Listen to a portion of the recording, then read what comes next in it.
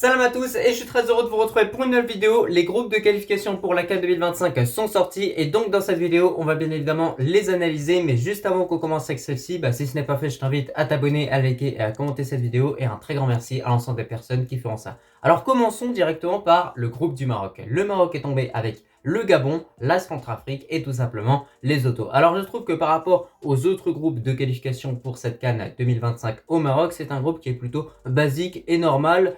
C'est pas forcément un groupe de la mort, mais n'oublions pas que les Autos est en train de réaliser de grandes choses en qualification pour la Coupe du Monde 2026, parce qu'ils sont tout simplement, je crois bien, premier ou deuxième de leur groupe. Donc c'est quand même pas rien la performance qu'ils sont en train de réaliser. C'est une équipe qui peut clairement nous poser danger. On a également le Gabon avec bien évidemment Aubameyang, un joueur qu'on connaît extrêmement bien, une équipe qu'on a beaucoup joué ces dernières années, contre qui récemment on n'a pas eu tant de réussite que ça. Mais là honnêtement, justement, ça fait plaisir de se retrouver avec cette équipe gabonaise, parce que derrière on aurait pu choper une équipe avec un niveau inférieur et ça aurait pas du tout été intéressant. D'ailleurs moi ce que j'avais demandé pour ces qualifications pour la CAN 2025, c'est que le Maroc justement, étant donné qu'on est déjà qualifié d'office en tant que pays hôte, c'était qu'on tombe réellement contre une équipe qui va vraiment nous poser problème, et plus globalement un groupe compliqué. Là au final on a un groupe qui est plutôt plus ou moins compliqué, qui est moyen selon moi. Clairement c'est pas un groupe difficile ni un groupe facile, c'est un groupe tout simplement moyen, parce que tu vois le Gabon qui va tenter de concurrencer le Maroc pour la première place, et ensuite au niveau de cette troisième place, au niveau de ce groupe là, on va avoir tout simplement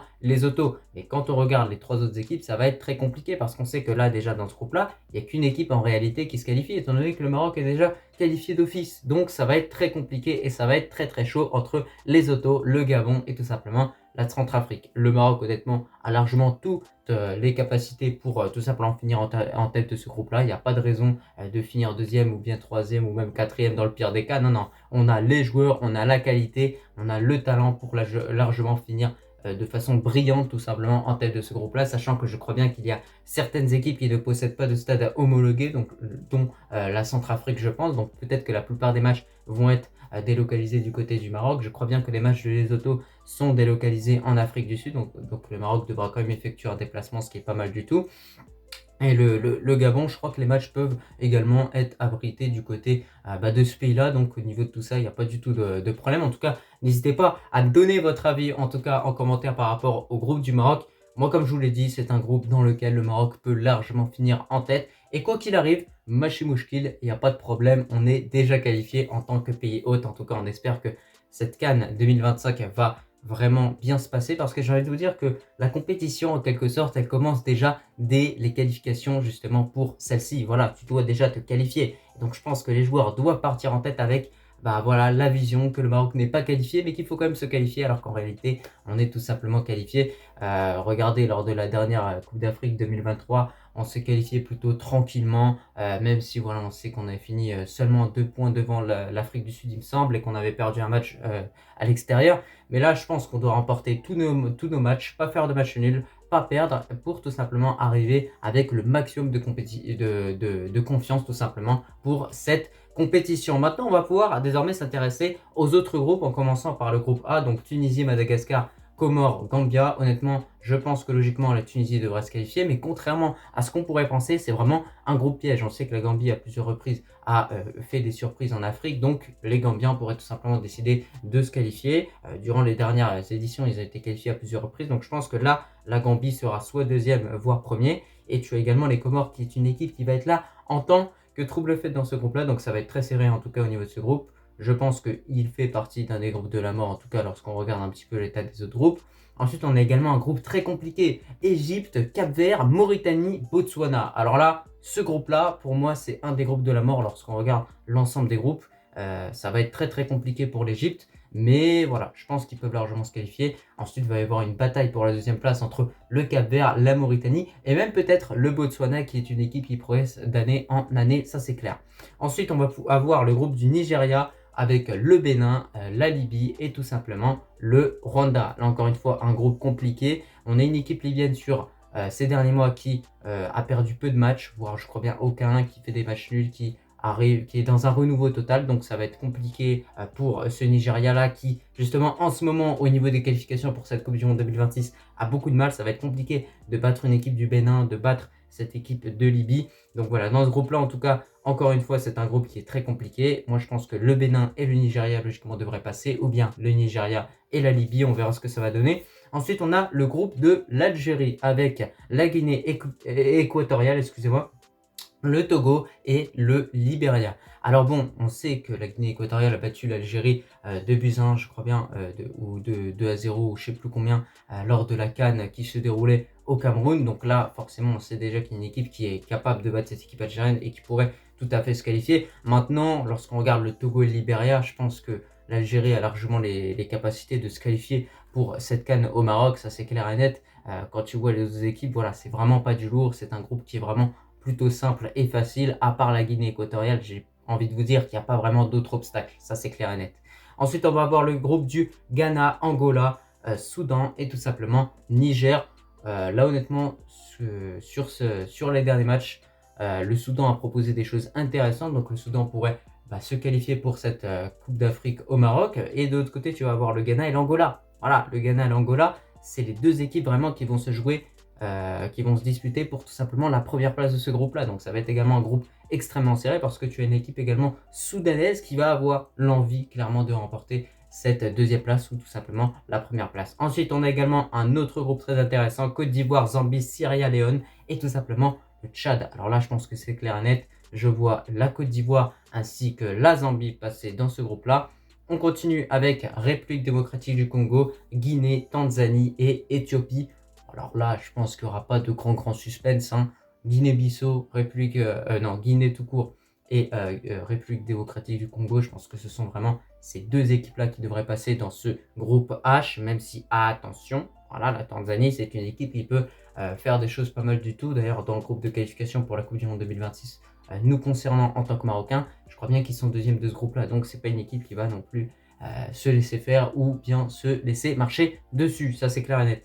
Ensuite, on va voir le groupe I, donc le Mali, excuse-moi, le Mozambique, la Guinée-Bissau et les Swatini. Bon, alors les Swatini, laissons de côté, je pense pas qu'ils vont se qualifier, mais bon, voilà, faut jamais sous-estimer l'équipe en Afrique, ça c'est clair et net.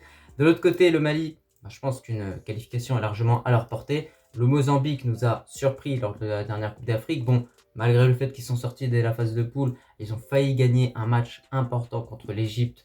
Moi, ça m'a fait beaucoup surpris de mon côté. La Guinée-Bissau a été en revanche un flop total lors de la dernière Coupe d'Afrique. Honnêtement, je pense que les choses sont claires dans ce groupe-là. Le Mali ainsi que le Mozambique devraient se qualifier. Mais en tout cas, ce qu'on remarque de façon générale par rapport à tous ces groupes au niveau de ces qualifications pour la CAN 2025 au Maroc, c'est que il va y avoir des confrontations extrêmement intéressantes, notamment pour la première place, mais également pour la troisième place. Là, encore une fois, on va avoir un match décisif entre la Guinée-Bissau et les Swatini. Dans le groupe G, justement, on a le Cameroun, la Namibie, Kenya et Zimbabwe. Cameroun-Namibie, ça va également offrir une vengeance au Cameroun. Le Cameroun qui s'était incliné justement il y a quelques temps en Namibie. Donc, vous voyez, c'est pas mal du tout quand même ces petits groupes. Il y a beaucoup de matchs très intéressants à suivre. Mais par rapport à ce groupe G, je vois le Cameroun et la Namibie passer. Je pense que ça, c'est clair et net. Le Kenya n'est pas une équipe qui est extrêmement connue pour la qualité de son effectif ou même tout simplement la qualité de son football. À côté, tu as le Zimbabwe qui a été absent lors de la dernière Coupe d'Afrique, mais qui habituellement est souvent présent lors des Coupes d'Afrique. Donc là aussi, il va y avoir une certaine bataille entre le Zimbabwe et la Namibie pour cette deuxième place, sachant que logiquement le Cameroun devrait finir en tant que premier dans ce groupe J. Et ensuite, on va avoir le groupe K, donc l'Afrique du Sud, l'Ouganda, le Congo Brazzaville et tout simplement le Soudan du Sud. Alors par rapport à ce groupe-là, je pense qu'il n'y aura pas de surprise réellement.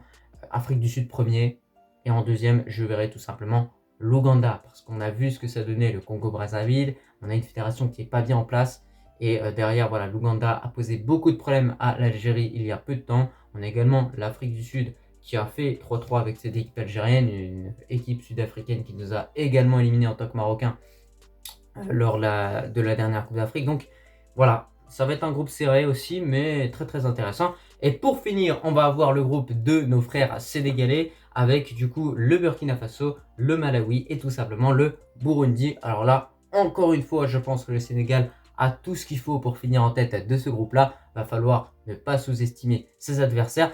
Mais là, franchement, cette équipe sénégalaise, logiquement, devrait largement finir premier de ce groupe-là.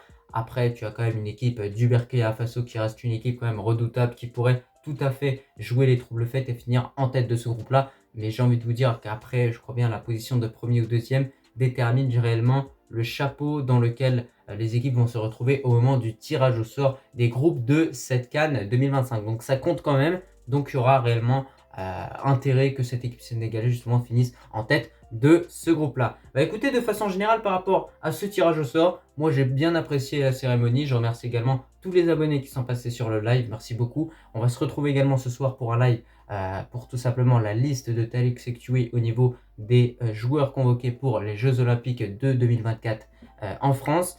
Moi, comme je vous l'ai dit par rapport au groupe du Maroc, c'est un groupe vraiment simple, j'ai envie de vous dire un groupe plutôt basique, plutôt moyen, mais il y a quand même une vraie équipe, une équipe qui peut nous poser des problèmes, le Gabon, et c'est là où ça fait plaisir, parce qu'il y a certains groupes dans lesquels le deuxième, par exemple le Bénin, voilà, tu sais très bien que le Bénin ne va pas te poser beaucoup de problèmes, mais voilà, c'est un exemple parmi tant d'autres, parce qu'il y a également d'autres équipes qui figuraient dans le chapeau 2 contre lesquelles j'aurais pas voulu tomber. Là au moins on tombe contre une vraie équipe du Gabon qu'on connaît très bien. De l'autre côté, les autos, je sais que ces derniers temps ils sont très forts, donc là ça va être un groupe où le Maroc va pouvoir vraiment évaluer son niveau en Afrique, et ça fait plaisir. En tout cas, moi je te remercie si tu as regardé cette vidéo dans son entièreté, et je te dis tout simplement à la prochaine. Allah al-Watan el-Malik.